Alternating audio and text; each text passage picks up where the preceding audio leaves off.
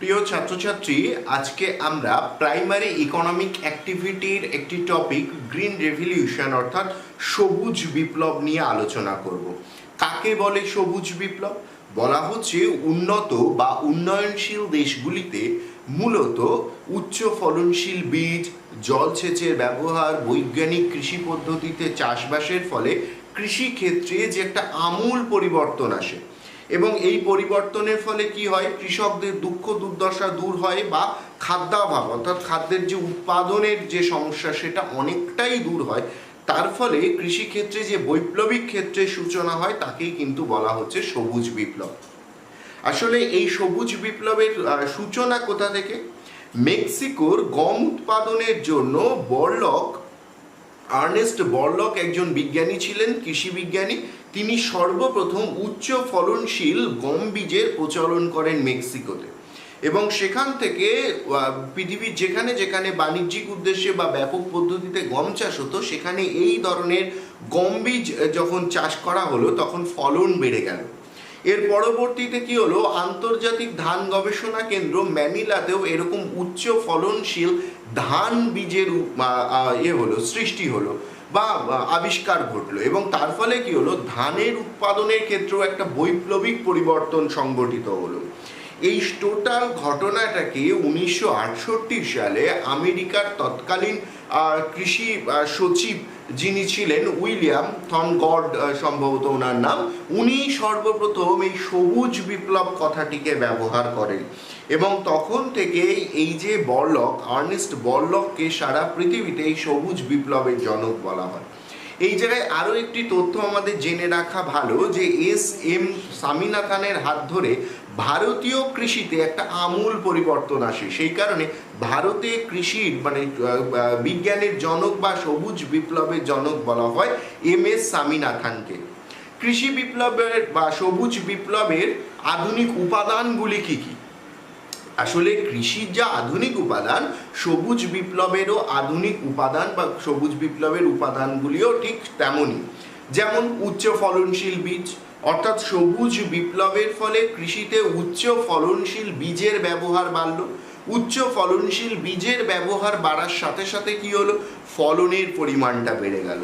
কৃষিক্ষেত্রে কৃষকরা রাসায়নিক সারের পরিমাণকে বাড়াতে পারলো, অর্থাৎ কি হলো, জমিতে বারবার ফসল ফলানোর জন্য যেটা হয়েছিল, কৃষি জমির উর্বরতা নষ্ট হয়ে গেছিল। তাই কৃষি জমির বা কৃষি ফসলের যে মৌলিক উপাদানগুলি রয়েছে অর্থাৎ এনপিকে, তার সঠিক অনুপাতের জন্য কি করা হলো, সারের ব্যবহার ঘটানো হলো। অর্থাৎ কৃষিক্ষেত্রে কি করা হলো, কৃষিক্ষেত্রে যেটা করা হলো সেটা হলো কি না, সারের ব্যবহার ঘটানো হলো। এরপরে কি হলো, আধুনিক কৃষিতে কীটনাশকের ব্যবহার হলো। তো একটা তথ্যে আমি পড়েছি যে প্রত্যেক বছর ভারতে আগে প্রায় 1200 থেকে 1400 কোটি টাকার ফসল কীট পতঙ্গ নষ্ট করে ফেলতো। সবুজ বিপ্লবের ফলে কীটনাশক আসাতে কি হয়েছে, এর প্রকোপটা কমেছে। ধরো এখন যে পরিস্থিতিতে দাঁড়িয়ে এই অনলাইন ক্লাসটা নিতে হচ্ছে সেটা কি না, করোনা ভাইরাস, সেটা এফেক্ট করছে কাদের, আমাদের মানুষের। ঠিক একইভাবে বিভিন্ন সময় বছরে বা বিভিন্ন যুগে কি হয়েছে, কৃষিক্ষেত্রেও বিভিন্ন ফসলের ক্ষেত্রে এই রকম ভাইরাস বা ব্যাকটেরিয়া অ্যাটাক করেছে, যা কি করেছে, সেই ফসলের ক্ষতি করেছিল।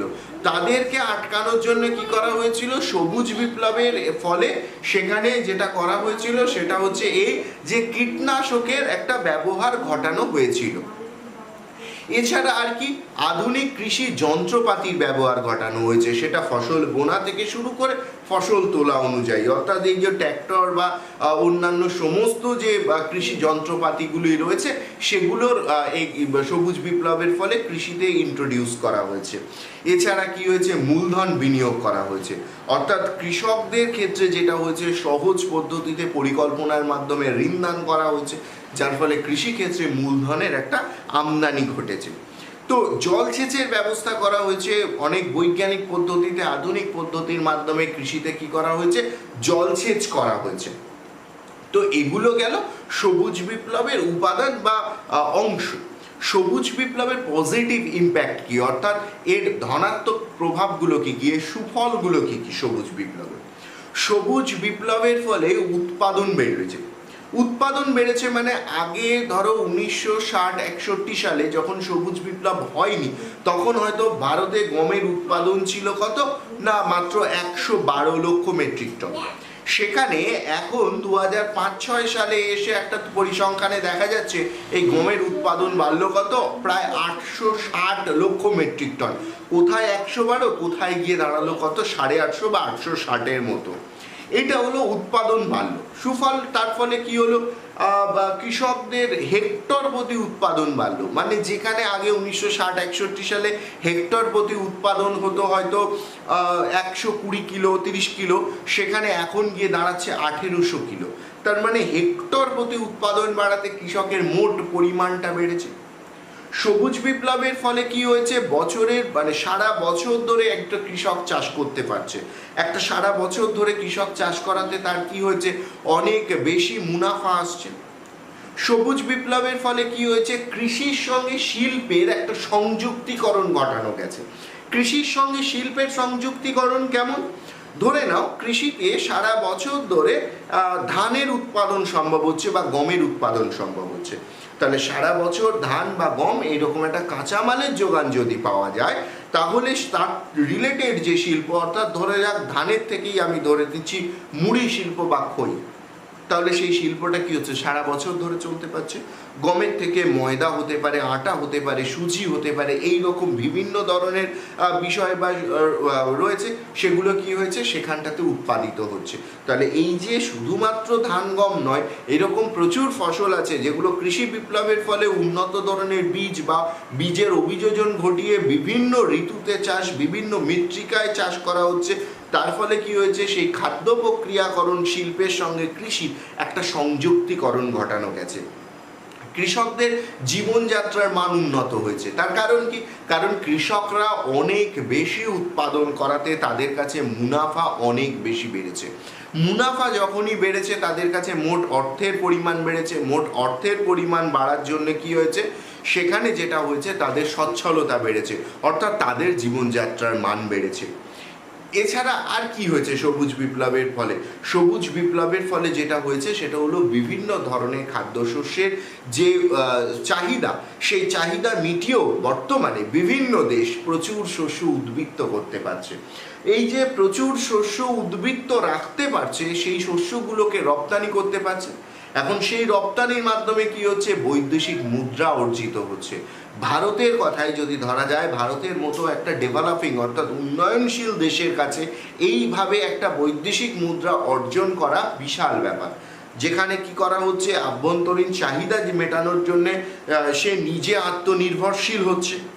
সে আত্মনির্ভরশীল হচ্ছে এই কারণে, কারণ খাদ্যশস্যের জন্য তাকে বাইরে কোনো দেশ বা কোনো রাষ্ট্রের উপরে তাকে কোনো ডিপেন্ড করতে হচ্ছে না। সে নিজের খাদ্য নিজে উৎপাদন করতে পারছে। প্লাস কি হচ্ছে, অতিরিক্ত যে খাদ্যটা থাকছে সে কিন্তু বিদেশে রপ্তানি করতে সক্ষম হচ্ছে।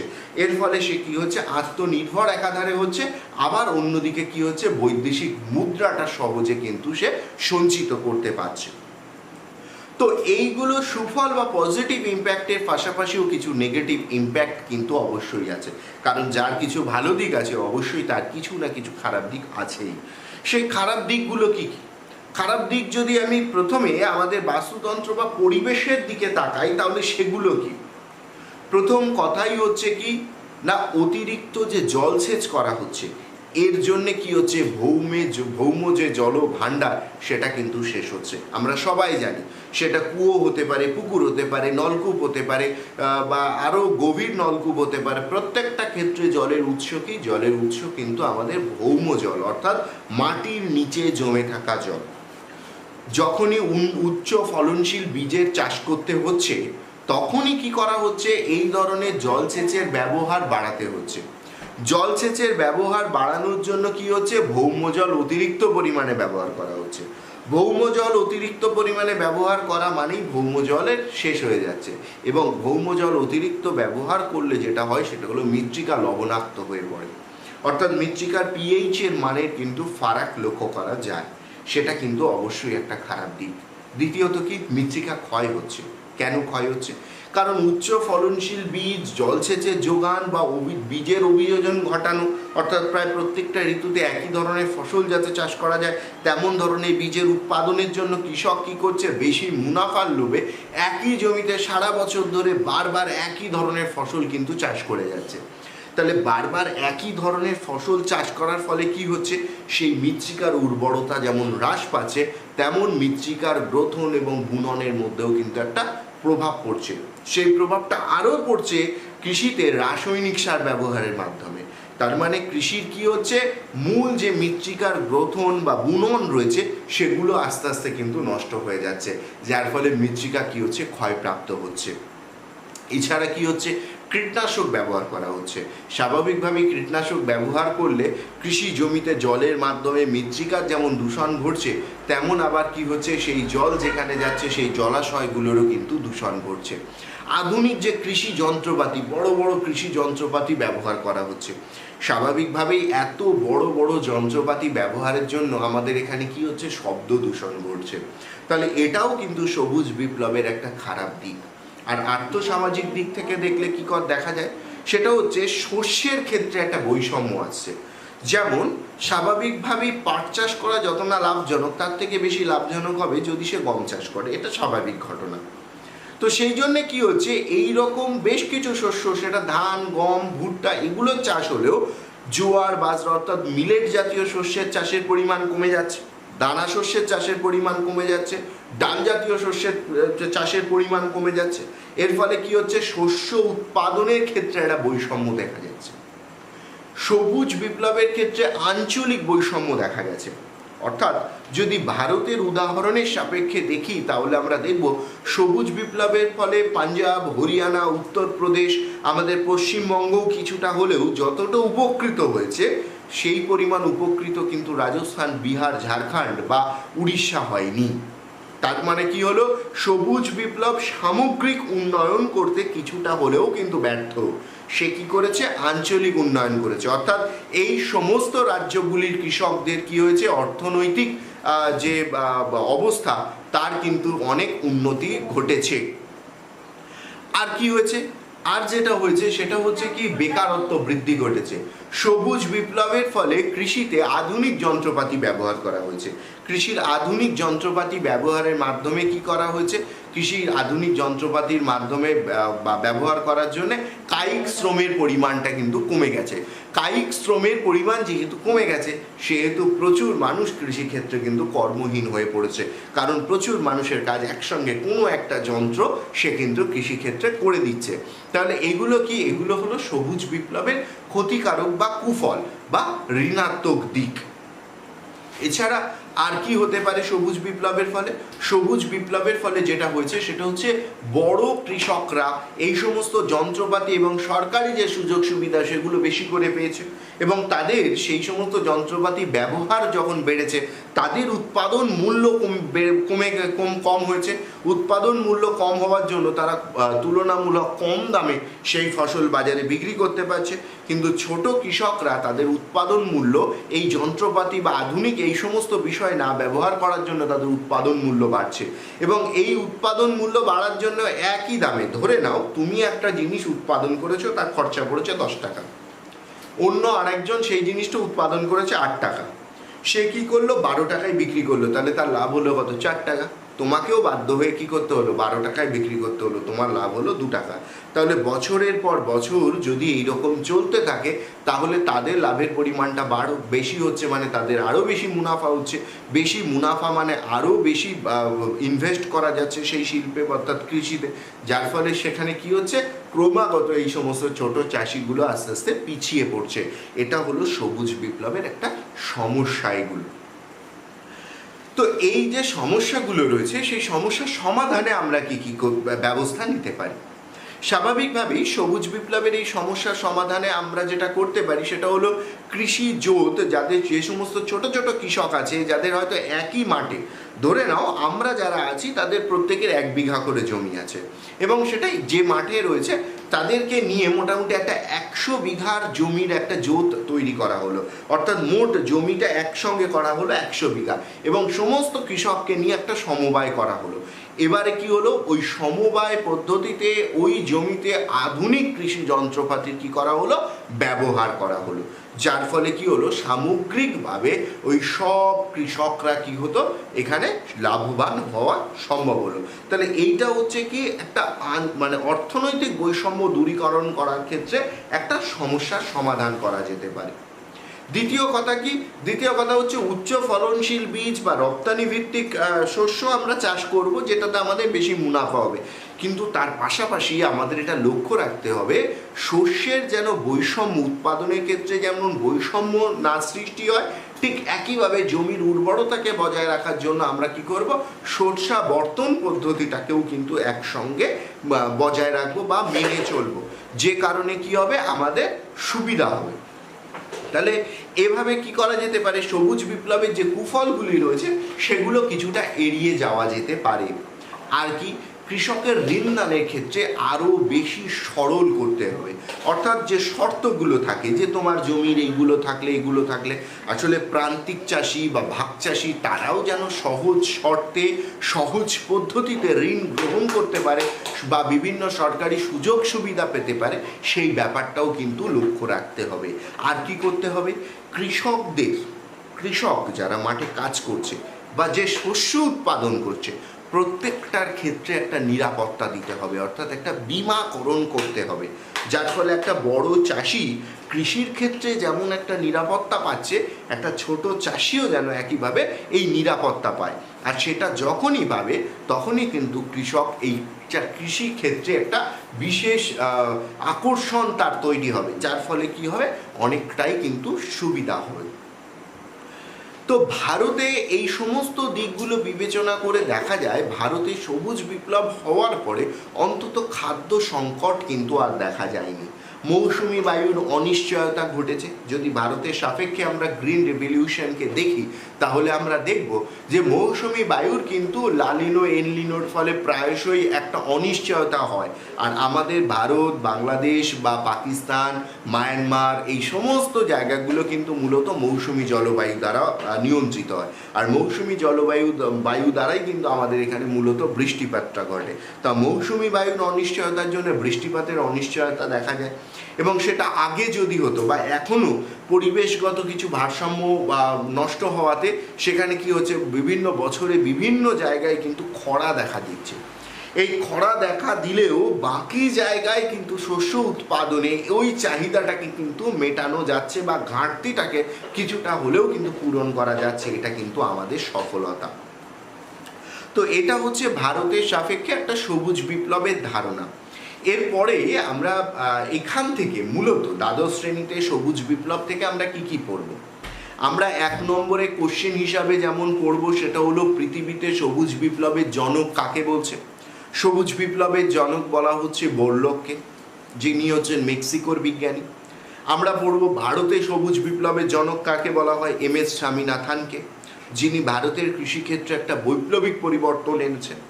আমরা পড়ব সবুজ বিপ্লব কী এবং সবুজ বিপ্লবের উদ্দেশ্যটা কী। আমরা পড়ব সবুজ বিপ্লবের সুফল কী এবং সবুজ বিপ্লবের কুফল কী।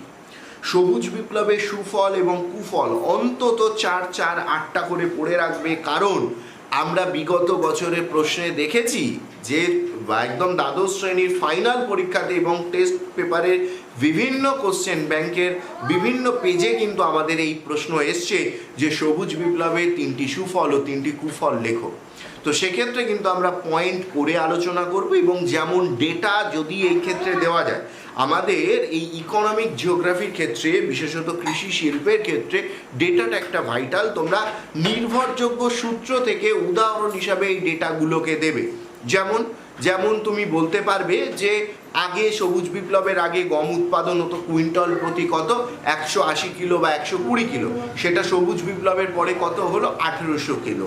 আমি যেমন বললাম 1960-61 সালে যেখানে গম উৎপাদন হয়েছিল 112 মেট্রিক টন, সেখানে 2004-05 সালে গম উৎপাদনের পরিমাণ দাঁড়িয়েছে 860 লক্ষ মেট্রিক টন। তাহলে এই যে একটা পরিবর্তন বা এই রকম যে ডেটাগুলো রয়েছে সেগুলো কিন্তু এর মধ্যে ইম্প্যাক্ট করবে।